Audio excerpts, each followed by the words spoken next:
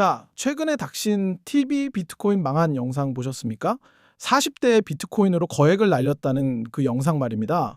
제가 댓글창을 좀 봤는데 아주 가관이더군요. 힘내세요. 형님도 사람이네요. 동질감 느낍니다. 역시 투자는 어렵네요. 서로 위로하고 격려하고 난리가 났습니다. 솔직히 말씀드리겠습니다. 지금 거기서 댓글 달면서 위로받고 있는 분들 혹시 이 영상 보러 들어오셨나요? 그렇다면 지금 당장 나가셔도 좋습니다. 오늘 제가 할 이야기는 여러분 뼈를 때리는 걸 넘어서 아주 으스러뜨릴 작정이거든요. 닥신님이 잃은 돈 그리고 여러분이 잃은 돈. 액수는 같을지 몰라도 그 무게가 같다고 생각하십니까? 천만에요. 오늘 영상 끝까지 보시면 왜 닥신TV는 실패해도 그냥 하나의 해프닝이고 여러분이 실패하면 인생 로그아웃인지 그 잔인한 자본주의의 체급 차이를 아주 적나라하게 깨닫게 되실 겁니다. 정신 똑바로 차리고 따라오십시오. 자, 표면적인 팩트부터 한번 뜯어봅시다. 닥신님, 비트코인 고점에 물려서 엄청난 돈을 잃었습니다. 본인 입으로 개망했다고 하죠. 15년 된 구형 BMW 타고 다니고 좁은 오피스텔 단칸방에서 월세 살면서 아끼고 아껴서 모은 시드머니를 날렸으니 얼마나 허무합니까? 대중들은 여기서 공감을 합니다. 아, 의사도 별 수 없구나. 나랑 똑같네. 투자 실패하면 다 똑같은 사람이구나. 자, 여기서 집중하세요. 이게 바로 개미들이 평생 가난할 수밖에 없는 착각입니다. 여러분은 지금 현금 흐름, 캐시플로우라는 핵심 펀더멘털을 완전히 놓치고 있어요. 닥신님, 직업이 뭡니까? 의사입니다. 그거 전문이죠. 그리고 구독자 40만, 50만을 보유한 대형 유튜버입니다. 이분이 영상에서 뭐라고 했는지 기억하십니까? 본업과 부업을 더 열심히 해서 메꾸겠다. 이게 무슨 뜻인지 아십니까? 이분은 노동소득의 퀄리티 자체가 일반인과 차원이 다른 레벨이라는 겁니다. 비트코인으로 수천만 원, 아니 수억을 날려도 병원에서 페이닥터로 진료 보고 유튜브 영상 광고 몇 개 터지면 1년, 아니 빠르면 몇 달 안에 복구 가능한 엄청난 재생 능력을 가진 캐릭터란 말입니다. 게임으로 치면 목숨이 10개 있는 플레이어가 목숨 1개 잃은 거예요. 그냥 아깝다, 아 실수했네 하고 툭 털고 일어나면 그만인 수준이라는 겁니다. 게다가 영상 중간에 본가 이야기도 잠깐 나오죠. 부모님의 경제적 지원 능력, 즉 최후의 안전망까지 갖추고 있습니다. 냉정하게 말해서 닥신님에게 이번 투자는 인생을 건 도박이 아니라 그냥 좀 비싼 수업료 낸 셈 치는 겁니다. 근데 여러분은 어떻습니까? 평범한 직장인이 월급 300, 400 받는 여러분이 닥신님처럼 영끌에서 비트코인 고점에 박았다가 날리면 어떻게 됩니까? 복구하는데 10년, 20년 걸립니다. 아니 은퇴 자금 다 날리고 노후가 박살납니다. 목숨 한 개인 플레이어가 남들 따라하다가 게임 오버되는 꼴이라고요. 그런데 댓글창에서 형님 힘내세요 이러고 있는 게 얼마나 코미디입니까? 예, 걱정은 닥신님이 아니라 여러분 계좌를 보면서 해야죠. 제가 여의도에서 수많은 부자들을 보면서 느낀 게 뭔지 아십니까? 부자들은 철저하게 감당 가능한 리스크만 만집니다. 닥신님이 고정 지출을 극도로 줄이고 월세 살고 구형차를 타는 것, 이게 단순히 돈이 없어서일까요? 아니요. 이건 자신의 자산 포트폴리오에서 리스크 해지 방어를 한 겁니다. 현금 흐름이 워낙 좋으니까 생활비를 줄여서 공격적인 투자, 즉 비트코인에 베팅해 볼 수 있는 여유가 있었던 거죠. 이러도 내 삶이 무너지지 않는 선을 지키면서 베팅을 한 겁니다. 반면 우리네 월급쟁이들은 어떻습니까? 매달 카드값, 대출이자, 생활비 내고 나면 남는 게 없죠. 그런 상황에서 인생 한 방 노리고 코인, 테마주, 급등주에 올라탄다. 이건 투자가 아니라 불 속에 뛰어드는 나방이나 다름없습니다. 닥신님이 실패한 걸 보고 위안을 삼을 게 아니라 그 사람이 가진 구조적인 안전장치가 나한테는 없다는 걸 공포스럽게 느껴야 합니다. 여러분, 엔비디아가 왜 무섭습니까? 단순히 칩을 잘 만들어서가 아닙니다. 전 세계 AI 생태계를 장악한 대체 불가능성 때문이죠. 닥신TV라는 브랜드와 의사라는 라이선스도 마찬가지입니다. 대체 불가능한 현금 창출 능력이 있기 때문에 비트코인이 폭락하든 말든 무너지지 않는 겁니다. 하지만 죄송하지만 여러분의 월급은 대체 가능합니다. 여러분의 자산은 한 번 무너지면 다시 쌓기 너무 힘듭니다. 그런데 왜 대체 불가능한 자산을 가진 사람의 고위험 투자 방식을 대체 가능한 월급을 받는 여러분이 따라하려고 합니까? 그건 용기가 아니라 오만입니다. 그리고 영상 내용 중에 그런 말도 나옵니다. 남들 다 살 때 샀다가 물리고 공포에 팔았다. 전형적인 뇌동매매죠. 닥신님도 인정을 하더군요. 고장난 시계도 하루 두 번은 맞는데 자기는 한 번도 안 맞는다고. 근데 이것도 잘 들으셔야 합니다. 부자나 고소득 전문직이 하는 뇌동매매랑 서민이 하는 뇌동매매는 결이 다릅니다. 그분들은 잃어도 그 경험이 나중에 술자리 안주가 되고 유튜브 콘텐츠가 됩니다. 보세요. 비트코인 잃었다고 영상 올려서 조회수 수십만 나오지 않습니까? 실패조차도 돈으로 치환이 되는 구조를 가지고 있어요. 이걸 웩도독이라고 하나요? 꼬리가 몸통을 흔드는 격이죠. 손실을 봐도 다른 쪽에서 이득을 봅니다. 하지만 여러분이 비트코인 잃고 술자리에서 한탄하면 그게 돈이 됩니까? 그냥 술값만 더 나갑니다. 친구들이 위로는 해주겠죠. 근데 그 친구들이 잃어버린 돈 보태줍니까? 절대 안 줍니다. 솔직히 까놓고 말해서 닥신님 영상 보면서 낄낄거리고 공감할 시간에 제발 여러분 재무 상태표부터 확인하세요. 닥신님은 걱정 안 해도 잘 먹고 잘 삽니다. 나중에 10년 뒤에 보면 그분은 다시 자산가가 되어 있을 확률이 99%입니다. 근데 아무 대책 없이 따라했던 여러분은 10년 뒤에 빈곤층으로 전락해 있을 확률이 높습니다. 이게 자본주의의 냉혹한 현실입니다. 오늘의 결론 딱 정해드립니다. 첫째, 자신의 체급을 인정하십시오. 뱁새가 황새 따라가다 가랑이 찢어진다는 말, 옛말 틀린 거 하나 없습니다. 금수저나 고소득 전문직의 투자 실패담을 보고 위안 삼지 마십시오. 그들은 털고 일어나면 그만이지만 우리는 뼈가 부러지고 불구가 됩니다. 둘째, 일확천금이 아니라 시스템을 만드십시오. 비트코인, 알트코인, 테마주, 급등주, 닥신님처럼 잃어도 되는 돈이면 하세요. 그게 아니라면 제발 S&P 500 나스닥, 우량주, 배당성장주 같은 펀더멘털이 확실한 자산에 적립식으로 모아가세요. 재미없죠. 지루하죠. 친구들은 코인으로 얼마 벌었다는데 나만 바보 같죠. 근데 그 지루함이 여러분을 부자로 만들어줄 유일한 길입니다. 부자는 지루함을 견딘 대가로 만들어지는 겁니다. 셋째, 멍청한 베팅을 멈추세요. 내가 감당할 수 없는 리스크를 지는 건 투자가 아닙니다. 그건 도박이고 객기입니다. 닥신님은 잠깐 실패한 거지만 준비 없는 여러분이 따라하면 영원히 실패합니다. 제발 남들 웃고 떠들 때 냉정하게 현실 직시하십시오. 시장은 여러분 사정 봐주지 않습니다. 지금 당장 여러분의 포트폴리오에서 기도 매매하고 있는 종목이 있다면 그게 바로 여러분의 인생을 갉아먹는 암덩어리입니다. 닥신님 영상 보면서 웃지 마세요. 그 웃음 뒤에 숨겨진 그 거대한 자본의 벽을 보셔야 합니다. 그 벽을 넘으려면 요행이 아니라 처절한 공부와 인내심이 필요합니다. 알아들으셨으면 공부하십시오. 자, 공부하라니까 진짜 무슨 주식 차트 책 펴고 보조지표 공부하려는 분들 계실 텐데 번지수 잘못 찾으셨습니다. 지금부터 제가 할 이야기는 차트나 기법 따위가 아니라 여러분의 뇌 구조, 그 근본적인 마인드셋을 완전히 뜯어 고치는 이야기입니다. 이거 안 듣고 나가면 장담하는데 여러분은 다음 상승장 때 또 똑같이 닥신님처럼 고점에서 물리고 하락장에서 손절하고 소주 마시면서 신세 한탄하게 될 겁니다. 그러니까 딱 10분만 더 집중해 봅시다. 자, 닥신 TV 영상에서 닥신님이 아주 중요한 이야기를 스치듯 합니다. 고정 지출을 줄이는 게 의미가 없더라. 커피값 아끼고 기름값 아끼고 세차 안 하고 별짓 다 했는데 비트코인 클릭 한번 잘못해서 그동안 아낀 거 몇십 년치를 한 방에 날렸다. 이게 무슨 뜻일까요? 여러분은 이걸 듣고 그래 역시 아끼는 건 의미 없어. 그냥 쓰고 죽자 욜로다 이러고 싶죠. 그게 바로 가난해지는 지름길입니다. 여기서 뽑아내야 할 진짜 인사이트는 효율성과 효과성의 차이입니다.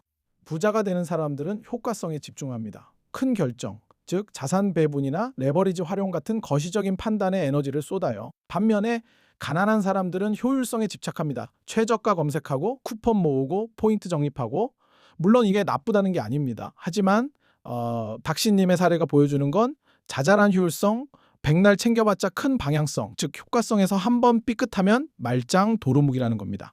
여러분이 지금 스타벅스 대신 믹스커피 마시면서 모은 돈, 그거 테마주에 넣어서 상한가 한번 먹어보겠다고 들어가는 순간 그동안 참았던 커피 3,000잔의 노력이 증발하는 겁니다. 이게 얼마나 허무한지 아십니까? 그리고 닥신님이 영상에서 또 이런 말을 해요. 20대 때 잃는 거랑 40대 때 잃는 건 다르다. 기대 수명이 얼마 안 남았다. 이거 진짜 뼈 있는 말입니다. 여러분, 복리의 마법이라는 말 들어보셨죠? 워런 버핏 자산의 90% 이상이 60대 이후에 형성됐다는 거 아십니까? 투자는 시간 싸움입니다. 근데 비트코인이나 급등주 같은 고변동성 자산에 전 재산을 태운다는 건 내 인생의 시간을 담보로 도박을 하는 겁니다. 한 번 잃으면요. 그냥 돈만 잃는 게 아니라 그 돈을 다시 모으기 위해 써야 하는 여러분의 젊음, 시간, 노동력을 잃는 겁니다. 닥신님은 의사니까 그 시간을 고밀도 노동으로 압축해서 복구할 수 있어요. 시급이 다르잖아요. 근데 여러분은요. 잃어버린 5천만 원을 복구하려면 뼈 빠지게 야근하고 상사한테 욕먹어가면서 2년, 3년을 다시 적금 부어야 합니다. 그 3년이라는 시간이 여러분 인생에서 삭제되는 거라고요. 그게 억울하지 않으십니까? 왜 남들이 만든 도박판에 여러분의 소중한 시간을 땔감으로 던져주냐는 말입니다. 자, 그럼 도대체 우리는 뭘 해야 하냐? 답답하시죠? 제가 아까 엔비디아의 대체 불가능성에 대해 잠깐 이야기했는데요.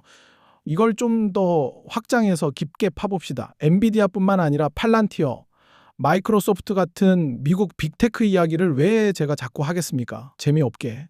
여러분, 주식시장이나 코인시장은 기본적으로 정보의 비대칭 시장입니다. 여의도에서 찌라시 돌 때 이미 기관들은 다 매집 끝냈습니다. 뉴스가 나오고 유튜버들이 떠들기 시작하면 그때는 설거지 타임인 경우가 태반입니다. 닥신님도 보세요. 남들이 비트코인 좋다 하니까 주변에 똑똑한 의사 친구들이 돈 벌었다니까 그제야 못 참고 들어갔다가 고점에 물리잖아요. 똑똑한 의사도 당하는데 여러분이 단타로 이길 수 있을 것 같습니까? 절대 못 이깁니다.